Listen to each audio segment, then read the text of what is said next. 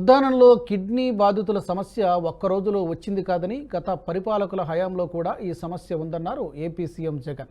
శ్రీకాకుళం జిల్లా పలాసలో 85 కోట్ల రూపాయల వ్యయంతో YSR kidney research centre super speciality ఆసుపత్రిని సీఎం జగన్ ప్రారంభించారు. అనంతరం ప్రతిపక్షాలపై జగన్ విరుచుకుపడ్డారు.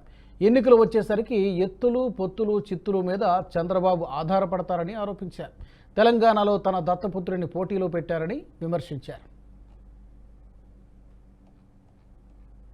చుక్కలు చూపిస్తాను అని చెప్పి తెలంగాణలో డైలాగులు కొడతాడు. ఈ ప్యాకేజీ ఇస్తారు, ఈ మ్యారేజ్ ఇస్తారు. ఈ పెద్ద మనిషి పరిస్థితి, ఈ దత్తపుత్రుడి పరిస్థితి అక్కడ ఎలా ఉంది అంటే,